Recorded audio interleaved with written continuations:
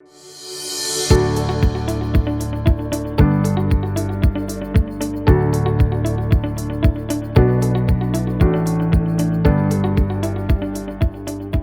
everybody for turning up for our first, I could say, inaugural Zoom conference. Trust that it's a good time for us all. I'll start by sharing the screen of the PowerPoint that I was going to use, and I'll talk to that rather than you having to look at my face all the time. So hopefully that's working and you can now see a slide. So our cover trial, for those who didn't have the opportunity of doing our field walk, in March last year, we chose a paddock that, as you can see from that next slide, hopefully it's changed to that, was very barren. And I mean, we all suffered through the drought, and we had a soil test done on it. Showed it was strongly acidic, was marginal in its phosphorus, and Declan said to think of it as a clay loam. It predominantly been phalaris and clover when it was growing. Because it was acidic, I put lime at 1 tonne an acre to help with that acidity. Then we waited for the rain. And as you know, didn't get that till about the 9th of May.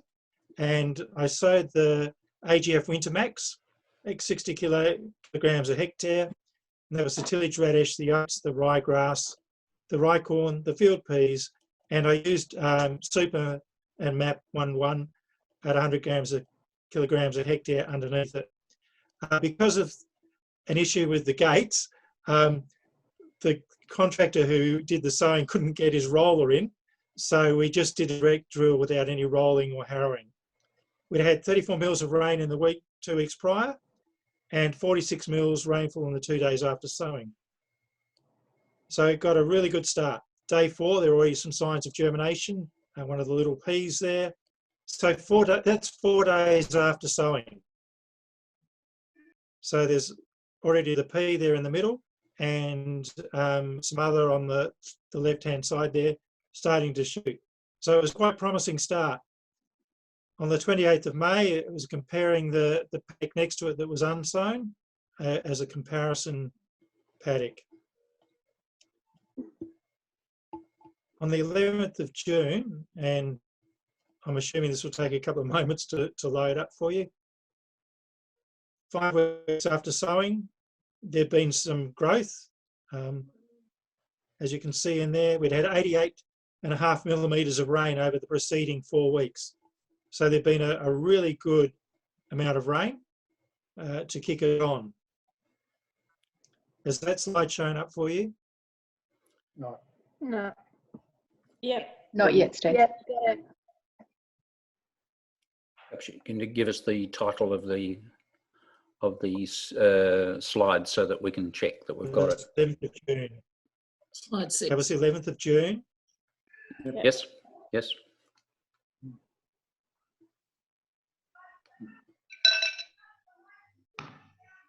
I get the impression that when one of us gets the screen, we pretty much all get it.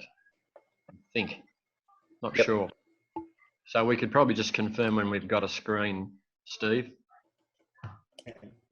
I might skip a few so we're not We're on the 20th of June now. trying to.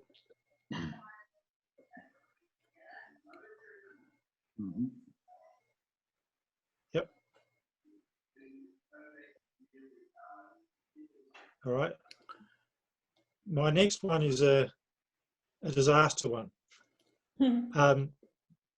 Combination of red-legged earth mite and the cold seemed to knock the field peas and the tillage radish. So I lost both the field peas and the tillage radish in the cover crop. Have you got a sad tillage radish there? Yep. Yes. Yeah, we have, but I reckon you could see the signs of the red-legged earth mite in the previous slide. Which one was that, Brendan? Was it the 28th of June? One. Or the 11th I reckon you could of June. not that one. 11th of June. I reckon you could see the signs of it. with the whitening of the whitening there. Yeah. One before Yeah. that. Yeah, we'd also had a frost, and so I was umming and ahhing whether it was frost, whether it was red-legged earth mite. And yeah, Jade said to me afterwards that having seen that white, that probably was an indication they were getting active. Yeah, that's the one. Sucking Like, the to me, that's clear signs of red-legged earth mite. Yep, good. I know what I'm looking for now. Can you explain what you mean? Oh, just The the leaves have gone white, but I'd be looking at that and getting down on my hands and knees with my glasses on and actually checking for the insect load. Yeah, I mean, we had the same problem, and I must say the insect load was right underneath the leaves for sure. Yep. Yeah. when we had a look, they were right down the bottom. They were there. I was trying to see if they actually could see them on this next slide. There is one. If we go back to the sad-looking tillage radish, don't know that I can actually highlight, but there's a halfway up in that middle crown, and you can see there's one just sitting on the outside there. We haven't got this tillage radish one yet. Screen. Ah, here it is. There Just it is. that one. There we go. Okay. Yep. Yeah. It's funny, Stephen. So on the right-hand picture, Yeah. so okay. Yep.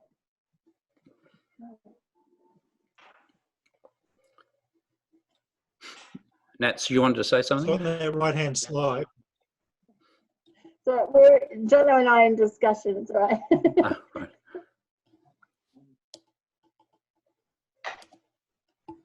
Well, we've either got to work better with the raised hands, or we've got to start interrupting each other and sort of want to say a couple of things, but raising hands hasn't worked. No, because Steve Yeah. hasn't got a view I of can't the. see the hands anymore. Yeah. Do you have a view of raised hands, So Ross? I do. Well, perhaps you could Tell him. interject on Steve or something rather than having us all interject. yeah, just say there's someone's got a question, Okay. a comment. Because my question is, so what do we do about red-legged earth mite? Nothing. Couldn't hear that. Nothing. Jason. Christine Jones said if we get the bricks up high enough, they won't be interested. Yeah, they just Other go than that, away. it's having to deal with them. That probably, for us being regeneratively minded, that is the best approach, is to create the soil health and the plant health that will cause the sap to be sugary in the plant, and that's when the red-legged earth mite just doesn't really enjoy eating it, which is weird because we're all sweet tooths as humans and they're obviously not. You can spray them, but for most of us, I think that's an option we don't really want to go down. So it's definitely about improving soil and plant health so that we can just not have that pest pressure. Brendan has a raised hand. I do, Ross, and I'd be saying you can spray them. And I know a lot of people in this meeting don't like the thought of that, but utopia from a regenerative ag perspective is where you've got everything right. And the simple reality is that most of us haven't. And we have a range of techniques that we can use to try to get to where we need to get to. And one application of spray will help get you there. Now, Jade is right. You've got to, you can increase the sugar content in your plants, and that becomes that helps to, or it does minimise insect pressure. But none of us have got our conditions right where we can just rely on that. And so you can take that leap of faith and you can end up with not a lot, or you can try to use a whole range of management tools that are available to you to get to where you ultimately want to go. John Rollins has got his hand raised. Certainly in the distant past, I've sprayed for red-legged earth mite. I've certainly done it with rape before. In my lucerne, I used to never bother and just lived with it. I was wondering if Doug might have some ideas on management of red-legged earth mite. Doug, if you could unmute and let us know your thoughts, please. Thanks, John. I'm not sure I can provide any further information, really. I've not had any experience. I know my father used to spray red-legged earth mite many years ago, but since we've headed down the organic certification path, we certainly haven't sprayed any insecticides for red-legged earth mite. I'm not sure I can help you there, John. No worries, just thought there might be something out there nowadays. Yeah, sure. Do you have the tissue test page up now? Felicity has her hand raised. Sorry, just a quick comment about insect pressure. I guess it's about monitoring and determining what the insect pressure is and the amount of losses that you're prepared to bear. So in regards to spraying and making that decision to spray. A lot of insect pressure comes from roadsides, from bushland or from roads that where some plants perhaps haven't been controlled, and so the insect pressure will come from fence lines. So there is an opportunity just to do a spray around the fence line if the pressure and the thresholds are high enough.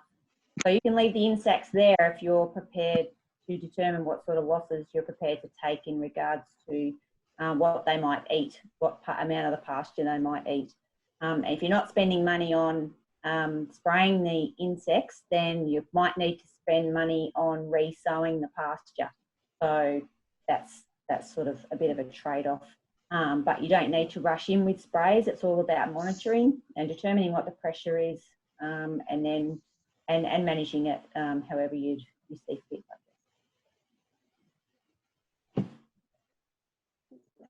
Thanks, Felicity. Anyway, moving on. And I've tried. Nats has her hand raised. Sorry. Yep. Sorry, I just worked out how to raise my hand. Can you hear me? Yes. Yes. I just want to say that we had the red-legged earth mites as well, but on the pig side, we didn't. So that's sort of whether the pigs clean them up, I don't know, but that's an interesting observation we've had. I think your pigs did a lot. Yeah, I think so too.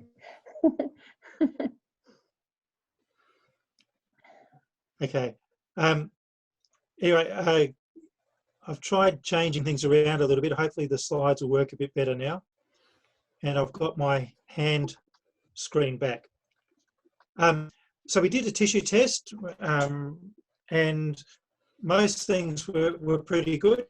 Potassium was a bit low, calcium was a bit low, which we expected because I know I need to put more lime there. But other than that, it was looking fairly good. Just on the 22nd of July, now did that change better for you? Not yet. Have you got that? Oh, get out. No, not yet.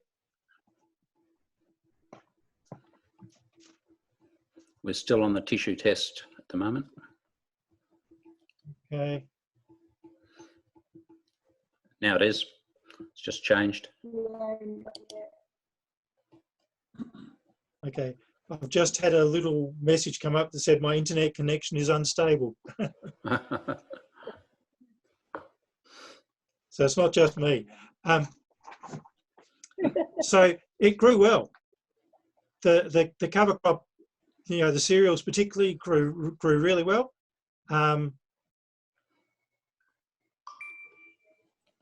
I'll skip through a couple of slides and hopefully you'll get one in a moment that shows some cows and a strip fence.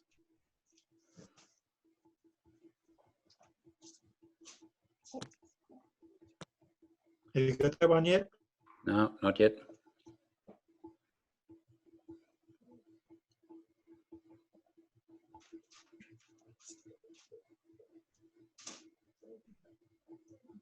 Now we've got 15th of September. Yes, it's 17th of September. No, 15th. Okay.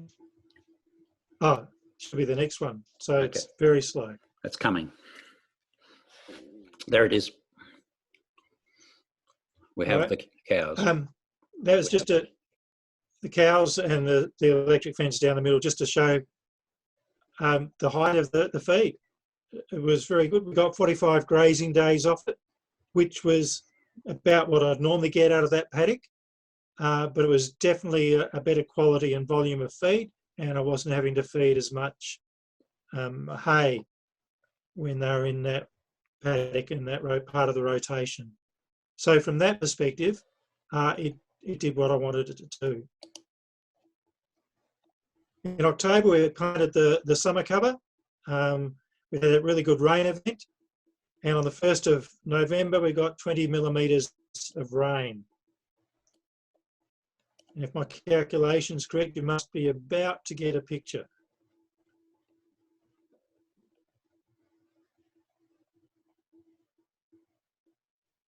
Of the seeding.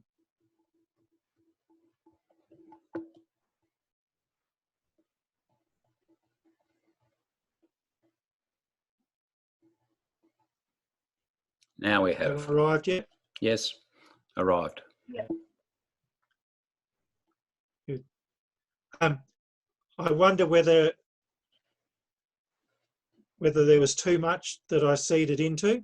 As you can see, there was a fair bit. The cattle hadn't eaten it down as much as I wanted them to.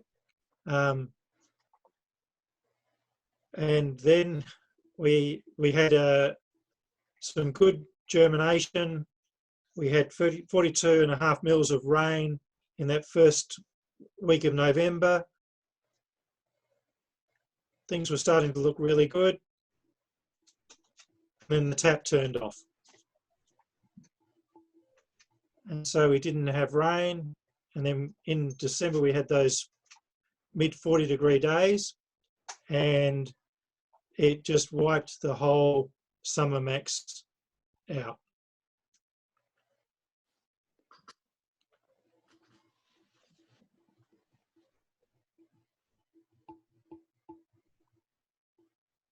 There was a good amount of different seeds that germinated. There was the leafy turnip, there was the buckwheat, there was millet, there were sunflowers. They all germinated, but they didn't survive. We have that screen now, Stephen. Which one's that, Ross? 8th of November. Okay, oh, actually, another screen ahead. It's very, very slow.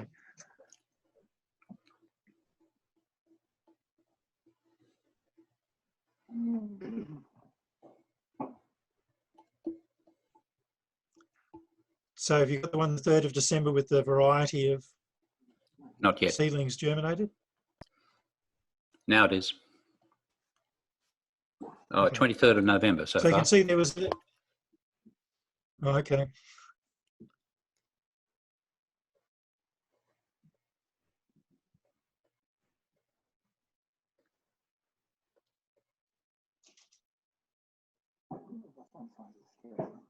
Hmm. Got the 3rd of December yet? No. Yes. Yep. Now it is. So you see there was a broad variety of stuff in the summer mix that actually germinated.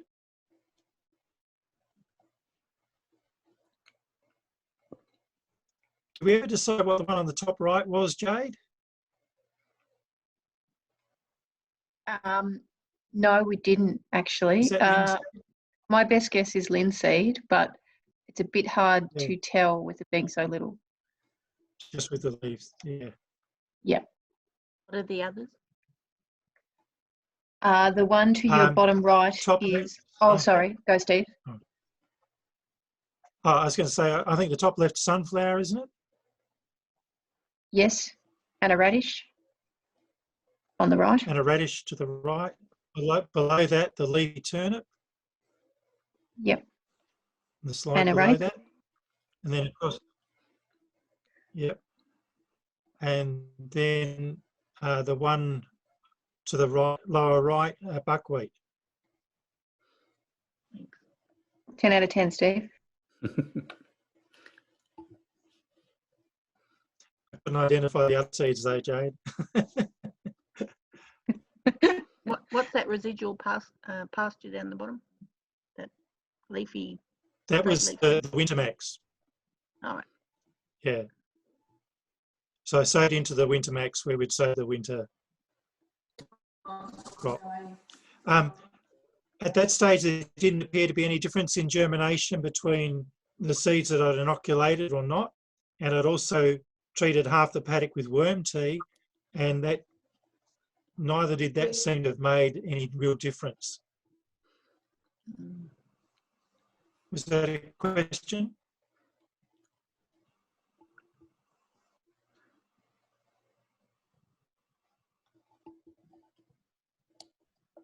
Offers to the lease and what is that? Better terms.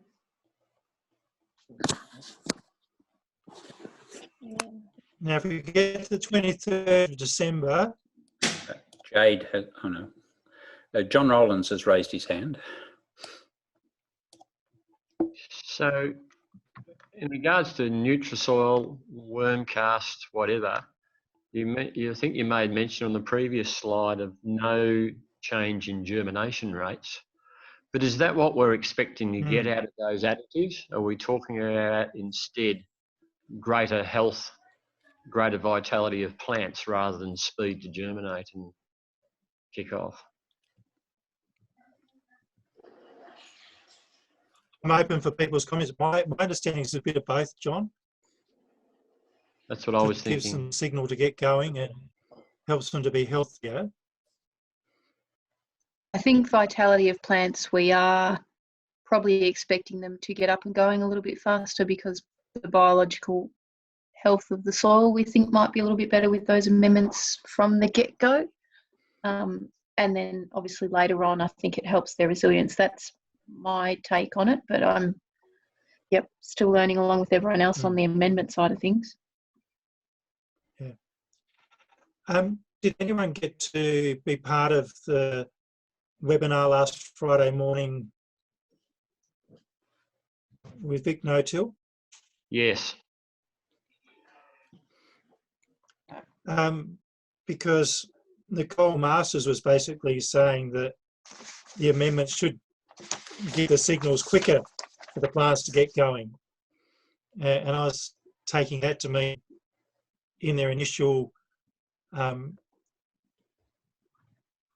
burst, if you like, as well as then the ongoing health.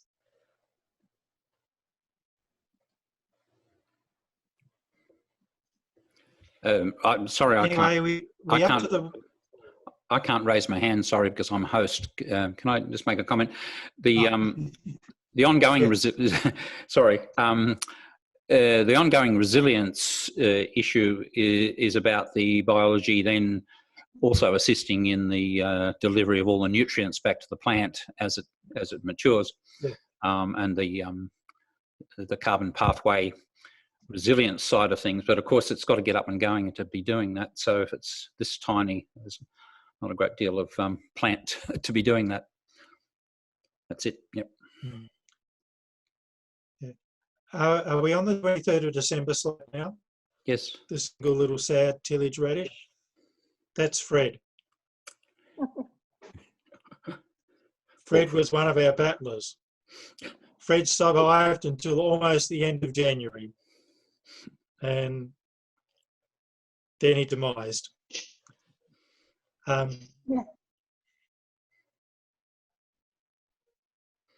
The next one, when it comes up, is Fred almost expired. And the baked paddock. Should have dug him up and taken him home. Yep. Give him some TLC.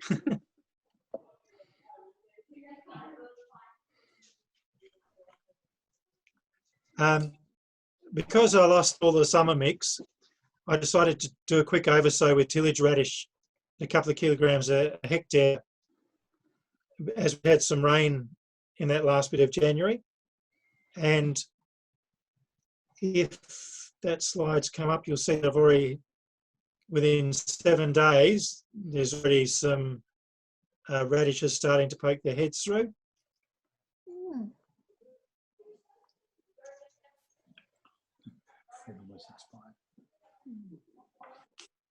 I'm still on Fred almost expired. Oh, really? Okay. I've moved on to the 4th of January. Yeah, Fred almost expired. Yep. Yeah. There we are. I'm up to 25th. 25th. We're there now. Yeah. 25th. Yeah. Okay. And so that's the next lot of tillage radish I planted on the 25th. And the photos from the 1st of February, 7 days later, and there's already germination happening.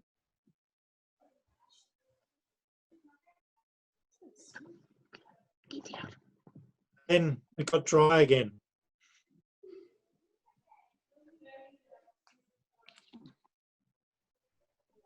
I just wanted to say that I went over and had a look at John Rowland's summer max, and his went brilliantly.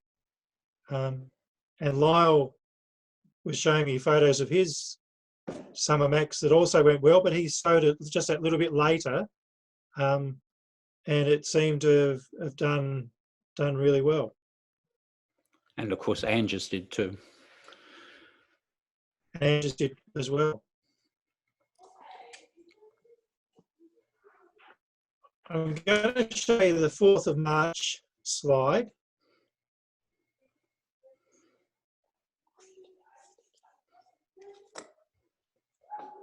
Just because it shows that the radishes were starting to come through, even though it had been very dry. And then I'm going to drop out of the sharing because it's too slow.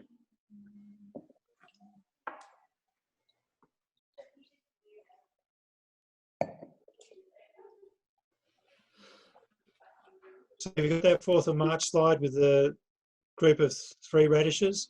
Yes. Yep. Yeah. So they did grow, but very slowly. I'm going to stop sharing. I'll go back to...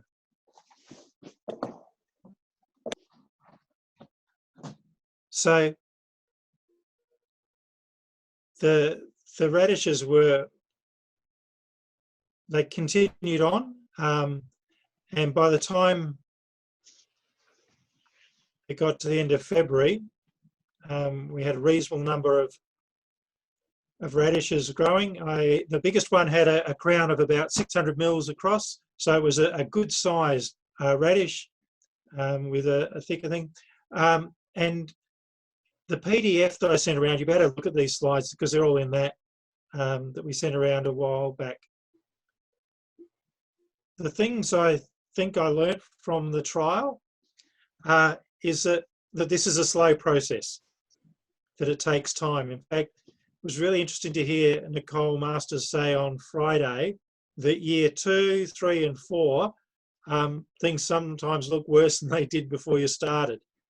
But it's about year 4 on where things really start to kick in, and you see differences. As Brendan said, you know, pests are an issue and need to try and work out how to handle them. One of the things that we're going to try and do this year was to get the seed in a bit sooner so that they had a bit more growth on them before it got cold and the red-legged earth mite got really active. I can say now that subjectively, and I might show the slide if I can at the end.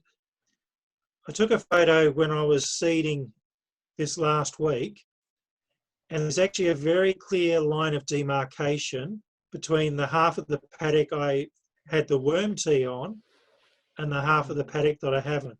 It's a different colour of green, it's a different tone of green, and there's more green. So the worm tea actually seems to be starting to make a bit of a difference. So it's had a spring dose and then 2 autumn doses, and it seems to be actually making a difference in just the look of the paddock. I had a question around how much competition impedes the germination, and particularly having seen John Rowland's block, where John had a bit, and he'll probably say more about this, but where he'd missed with his sprayer, and the Summer Max just really didn't seem to come through at all. But around it, it was really good. So I had been going to trial some knockdown this winter to compare, but the way things worked out, I didn't get that opportunity to. But I know that Ross has, and so it'll be interesting to see what that does. The other thing that I think I needed to do was to cover the seed bed better. With it just being direct drilled, I think it needed to have some type of harrowing or something dragged over just to infill so there's better soil contact. So I've just been using this last sowing the last couple of weeks, a tyre harrow, is just dragging some tyres behind the seeder, just to try and get that little bit better fill in on top of the seeds.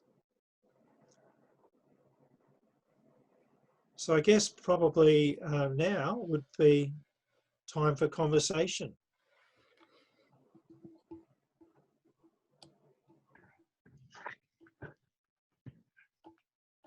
Anyone have any questions or comments?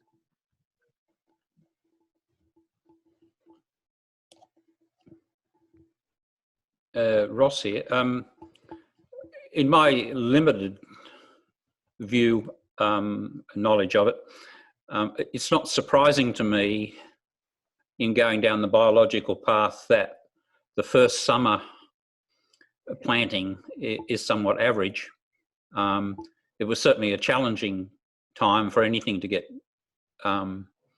established, and from everything that I've seen of other people doing it, they say that it needs a full growth of good carbon in the soil and a good development of the biologicals and the fungus in the soil in order to moderate the effects of lack of moisture and lack of rain. And that's only going to happen when you've had a number of seasons of full cover of growing plants. So the first summer, it's not surprising to me that that is a bit average. And everyone you talk to, they say that the first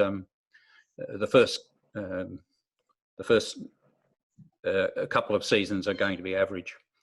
That's about all the comment I would make. Yep. Jade here. I think Ross, absolutely right. I think we can get an autumn winter cover crop established reasonably successfully. Last year was a little bit difficult just because of the late break and the cold that set in quite quickly. But in most years, I think we can get an autumn cover crop mix sown and established without too much fuss. But the building of our soil health to allow those summer cover crops to establish, that's a lot trickier. So that's where we'll see the most difference as our soil health improves. Mm.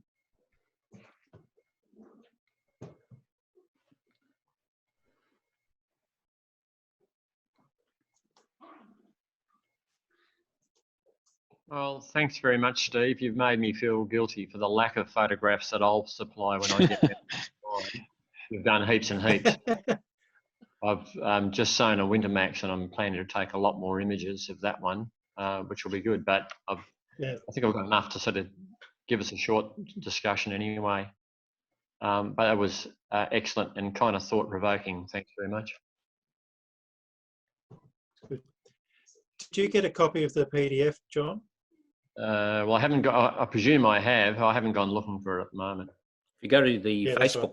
if you're a Facebook member, it's on that too, in the files section of the Facebook site. Thanks. Right.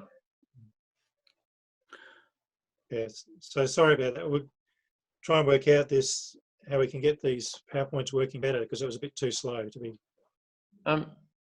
If we can spare a moment for that, I've got a PowerPoint here that's actually I used at the Land Care Group to talk about that trip we did up to Albury Wodonga. And I was just wondering if it's because you've got poor internet speed or so on. So I thought I might just share it and just see how long it took to go through the screens. Just as a quick test, if that's all right with you guys. Just as a trial? Yeah, so if I go share and find the PowerPoint and share, can you see a regenerative farming tour screen at all? Yes. I'll go to, yes. I'm trying to run the show, but oh yeah, there it is. So I'm running the show now. So it's on the second screen at the moment. Yeah, that was instantaneous. That's instantaneous. Yep. Now it's fourth screen. Not yet. Now it's it's on a timer by the look of it. I haven't pushed it through, but I will. That was up at Grant's. So if you can see cover crops multi-species screen.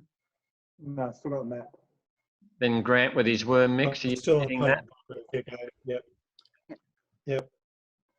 And then his extractor, then his sprayer. Yeah. Now the map. And then map to Albury. So it's going reasonably quickly, isn't it? Yeah. So yes, it is.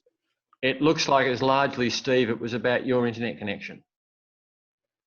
Yeah, well, I'm on satellite, which is my only option. And it seems to depend on how busy it is. How too many people on Netflix. Was yours PDF or PowerPoint, Stephen? I was running it as a PowerPoint. Okay. And yours? This John, is a you're running PowerPoint. Yeah. I'm running a PowerPoint. Yeah. I deliberately found a PowerPoint. Yep.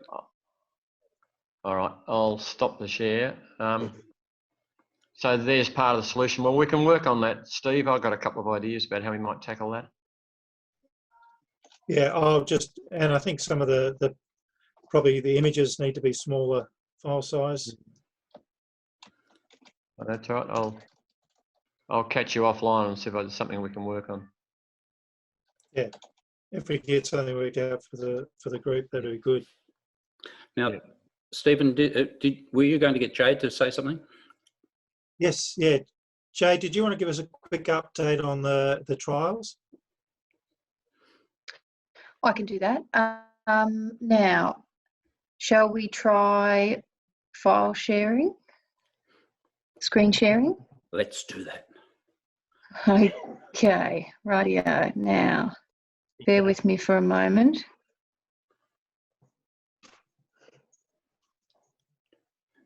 Good. Can you see anything coming through? Yes. Yep. Yep, the cover crop. So can you see the agronomy and trials? Yep, the all new enhanced multi-tool. That's right. The multi-tool, multi-cover crop. Okay, so I thought I'll only spend a couple of minutes on this, but I thought we'd go back to the beginning a little bit and remind ourselves sort of why we're all in the group, and then how we came up with our protocols, and then a few happy snaps of some of the successes, and we might even, well, depending on time, we might even be able to talk a little bit about how and why the successes happen. So that's basically just what we'll run through, but it'll be hopefully short and sweet. So clicking to the next slide now. Can everyone see a map? Yep. Okay, so that's where I think most of you are within that area. So I think when Ross brought the group, or the nucleus of the group as it was then, down to Smeaton, we really wanted to know, or the group wanted to know, how do we farm regeneratively? How do we move away from the more conventional approach to an area where we can build our soil health and our animal health and make our farms more resilient? And does that influence farm profit as well? Because obviously profit is why or how we stay in business, and the why was something that we were figuring out on the way. So I guess that's why we started this group, and how it's grown is a testament to all of your innovative wishes, which is really good. So when we talked about what we wanted to get out of the group, it was really, and forming the protocols, it was really what happens long term. That was one of the biggest things. You know, we didn't really want to see what would happen after just one cover crop. We wanted to know what would happen cumulatively, you know, over a, not as such a lifetime, but over a long time of doing this. And we wanted to know, obviously, animal performance and soil health, whether there's improvements or, heaven forbid, any negatives in those spaces from regenerative farming. And then obviously the final point we really wanted to test was, can either biological or conventional amendments, because some of us are doing one or the other or a mixture, can any of those affect the cover crop, and is it positive or negative? So they were the main questions that we were using to form the protocols of our 2 trial paddocks, and then also to inform what happens in the demo paddocks as well. So when it came time for paddock scale design, hopefully you can all see a little colourful bar on your right hand side now. Yep. Taking that as a yes. Yep. So paddock scale design is, Yes. thank you, is really taking what I work with a lot, or worked with at Southern Farming Systems and AGF, was small trial plots, which is good if you're in a small paddock or a research centre, but not very good in a large paddock. So the t-test, or the ANOVA testing, is used for large-scale paddocks where we have big treatment strips. So usually only 3 within a paddock, trying to keep it as simple as possible, and then testing multiple sample points between them to get some of these answers. So taking the very rigorous scientific approach out to full-scale trials. Onto the happy snaps. So this is Nats and Jonos. So this was the core nucleus starting in winter of 2019. Well done. So Nats and Jono had a whale of a time grazing pigs on the winter mix. Angie had some sheep on hers, and Stephen, as we've seen, had a little bit of trouble with his, but did end up grazing some cattle.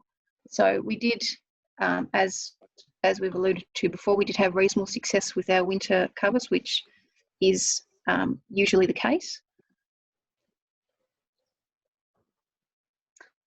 So the summers is a little bit of a different story. Hopefully it's swapped over for you all.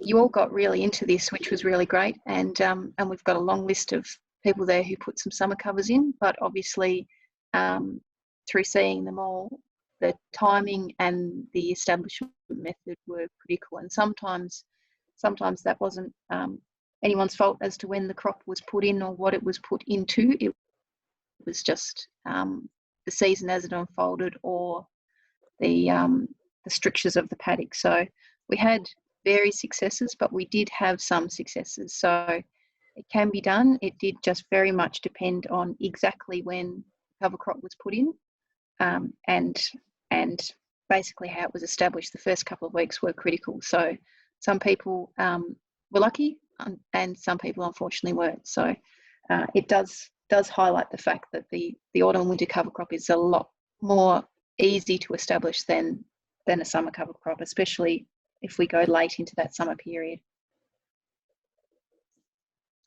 So now everyone has a trial plan Most people have either sown or are just about to sow. Everyone's got a multi-species mix, which is great.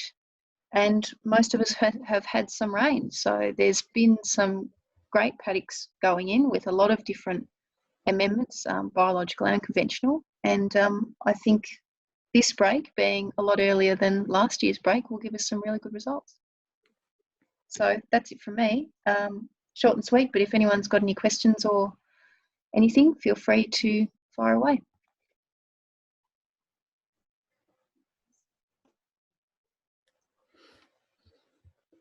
That's good, thanks, Jade.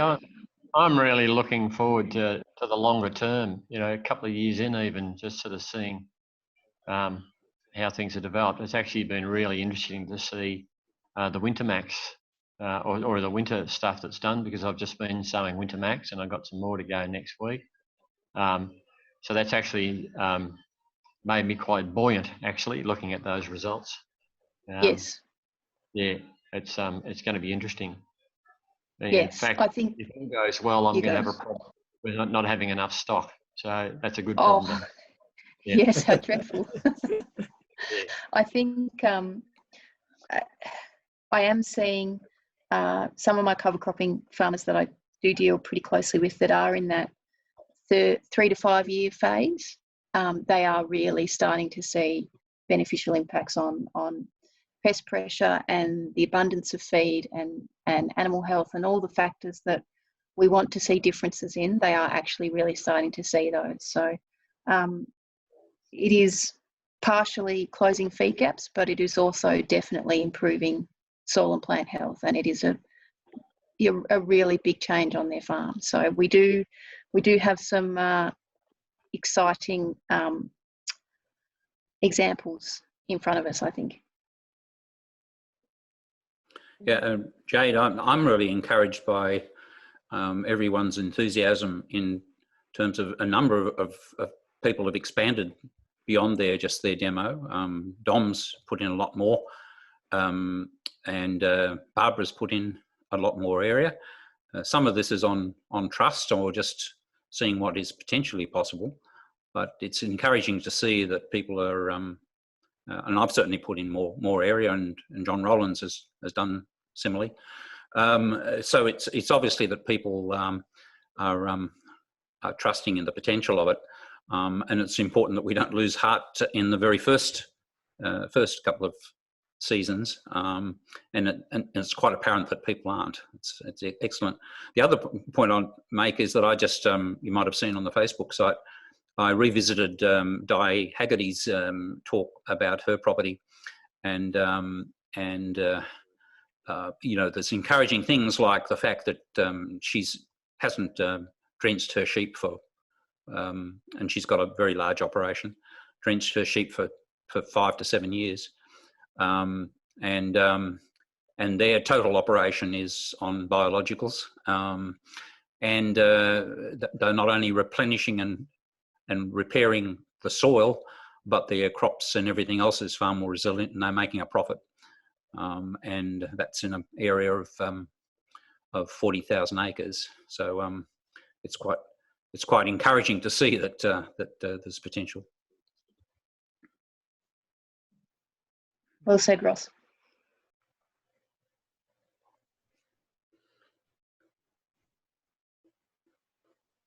So which ones are the formal trials this season, Jade? We've got Nats and Jono and Brendan. Yes, and we were also, Ross, not to put him in the firing line, I suppose, but he's done some very interesting things in his paddocks, and we're going to be spending a little bit of time analysing what they are. So there's some conventional and some biological amendments going on in there. I think we are going to devote a little bit of time to testing in there as well. So they will be, Brendan and Nats will be the 2 formal trials. Ross will have perhaps a cross between a demo paddock and a trial, a semi-formal trial area, and the rest will be demo paddocks at this stage. Yep. And are we doing anything differently this year he asks, knowing that Nats and Jono have.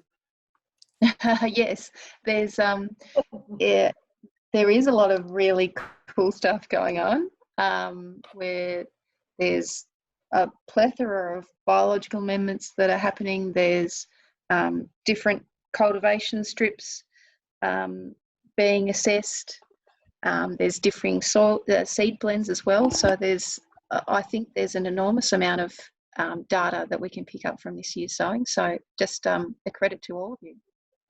Yeah, the variety is quite exceptional. I mean, you've got Airlie and Bill ripping and doing some preparation there, and probably, you know, they might resort to green manuring, but theirs is different. And Andrea's got a different approach herself. She's doing some tillage, and some of those might want to comment on that. And we also had, from the Christine Jones thing and launching off, Beckwith Court Station has gone into a significant expansion, and they are just now currently deep ripping 400 acres, and then following some. You've got a few comments about that, Jade, but they've done some multi-species cover crop earlier, and some deep ripping. Yes, so there, Mark is deep ripping a very large amount of land. He is leaving aside a trial paddock where we assess whether multiple sowings of tillage radish can do the same thing in terms of subsoil amelioration. That remains to be seen. Obviously, it's quite costly and time-consuming to go and deep rip that amount of hectares. So we're just seeing whether we can achieve anywhere near the same results with the tillage radish. So that, I think, will be very interesting. And he has come on board with a reasonable area in which he's sowing multi-species cover crops. So he actually had quite a good success with some tillage radish and rape paddocks that he sowed in summer. So so Beckwith's doing a reasonable amount this autumn and winter, which is quite good.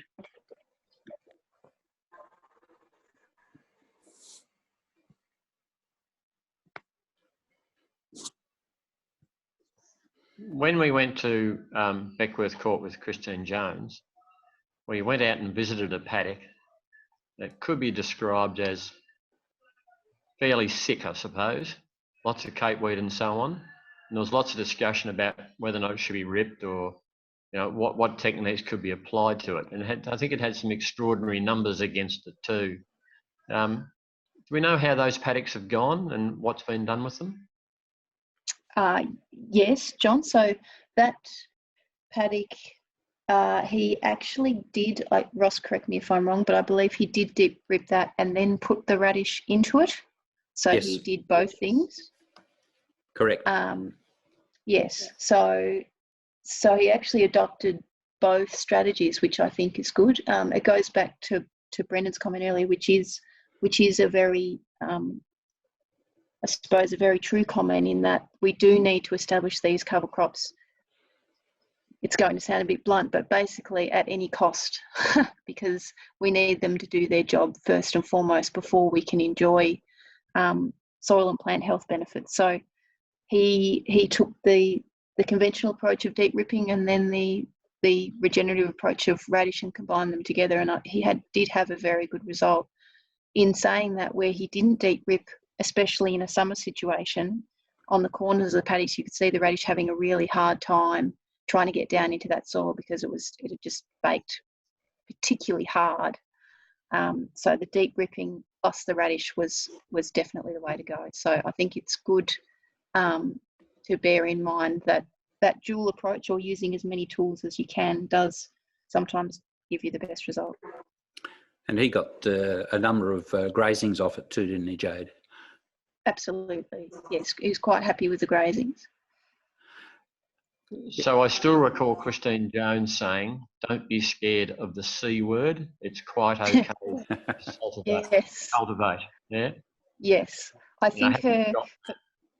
Yeah. Yes, I think her caveat there, as I suppose I sort of alluded to, is is the fact that any of these practices, whether it's spraying or cultivation or whatnot, if it's used once or twice or in moderation, it can be very beneficial for the end result. It's only when it's used Okay. out of moderation or as rote that it becomes a problem. Yeah, and the thing that the other message that I get from it is that if you do any damage as a result of one of these practices, then work out a strategy for repairing it. So if you've cultivated and you've wrecked all the fungi, then replace the fungi and get the plants going as soon as possible. If you've used herbicide, then replace the microbial activity and so forth. So try and repair what you've done before. In my paddock, I had to cultivate. I had to use a scarifier, and I think I'm showing the benefit of it. I think Steve will attest to this, that the soil hasn't been destroyed in its soil structure, but it's a lot softer and a lot better now on the second season than the other paddocks which haven't had it done. Absolutely softer. Thank you everyone for attending, and we'll get better at this as we go. Thank you, Ross. Thank you.